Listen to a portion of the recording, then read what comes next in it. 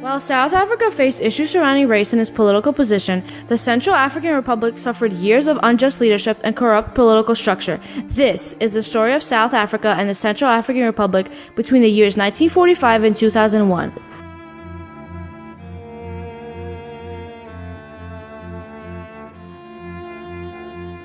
In 1948, the policy of apartheid was adopted in South Africa, where racial segregation was established against non-whites.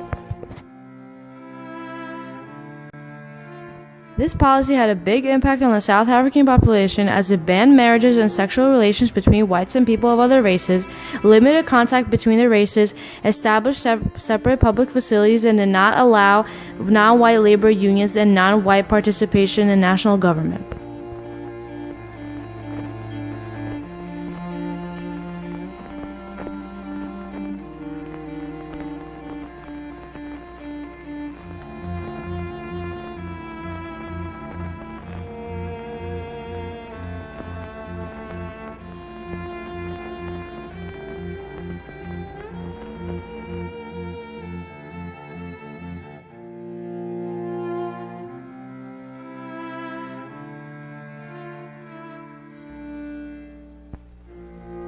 This small country store behind me, with a customary crowd of idlers on the front porch, or stoep, as the South Africans call it, might be found in any small rural American community.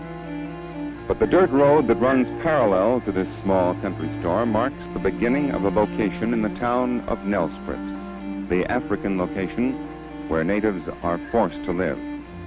Township revolts against racism towards black Africans and the policy of apartheid soon spread across the country, and the government declared a state of emergency. After many years of resistance to apartheid, in 1973, the United Nations General Assembly denounced apartheid after the increased international attention on South Africa and its realization that apartheid had caused more pain and suffering than peace and prosperity. The Central African Republic is located almost precisely in the center of the African continent. This is one of Africa's poorest and most isolated countries.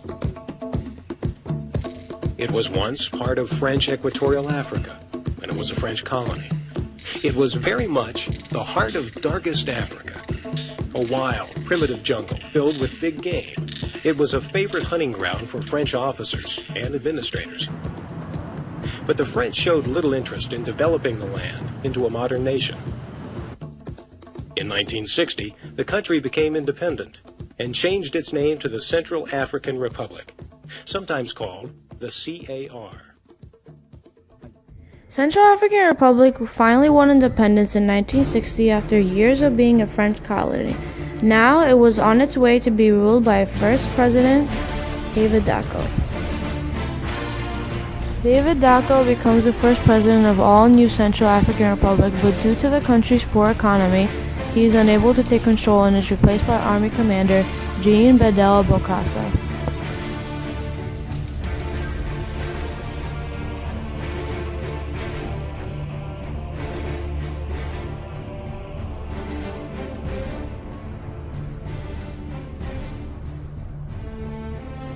Bokassa was coronated in 1977 in a $22 million ceremony, as well as with 1/3 of the Central African Republic's annual budget. He, as well as his wife, was coronated in one of the most ostentatious ceremonies in world history. Bokassa led the country under military strength in brutal and strict ways. He ultimately leads the country into chaos and is replaced. After years of leadership, along with leaders such as Andre Kolingba and David Dacko again, the country adopts a long-awaited democracy in 1993.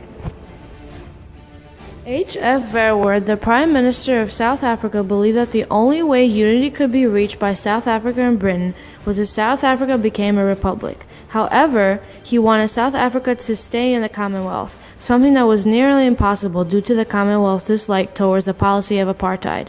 Therefore, on May 31, 1961, South Africa was declared a republic and its membership of the Commonwealth was expired.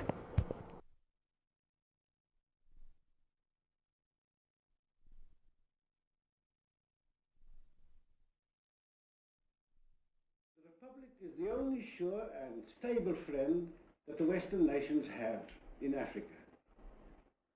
We are here to stay, and we are here to aid all others in whatever they may need and can get from us. We have, for a very long time, developed in South Africa a nation of our own, friendly, prosperous, progressive. We hope that the rest of Africa will become likewise. Fortunately, even former opponents of the Republic, those who were in favor of a monarchy, are now prepared to give it full loyalty and cooperation. We are very happy.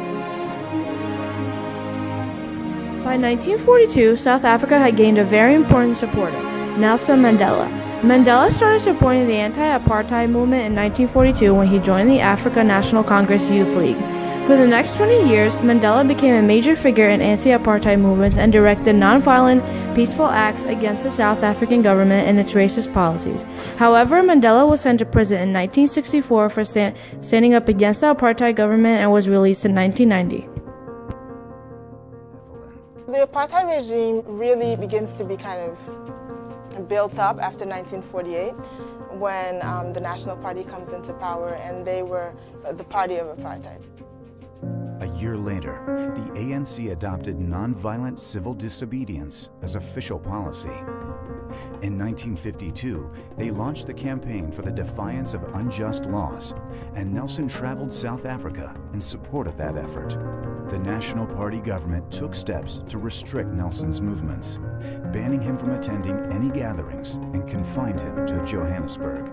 He was made the chief volunteer of the Youth League's National Defiance campaign, and that's when the authorities began to notice him.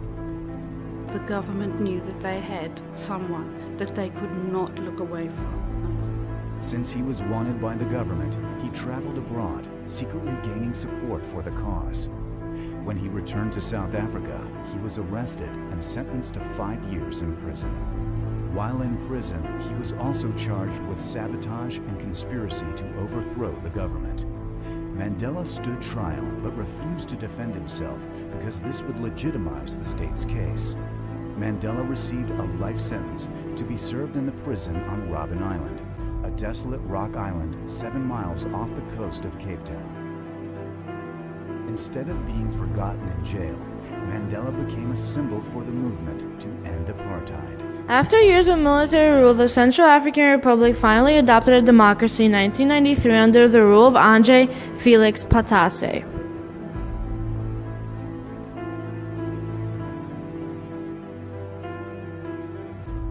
The interim constitution came into effect in 1994 after South Africa's first democratic elections.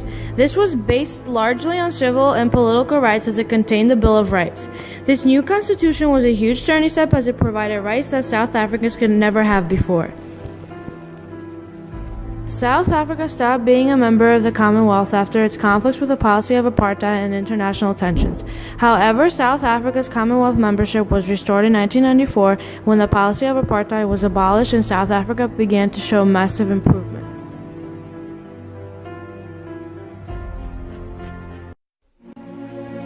Finally, in 1999, the ANC wins general elections after South Africa had its second non-racial elections.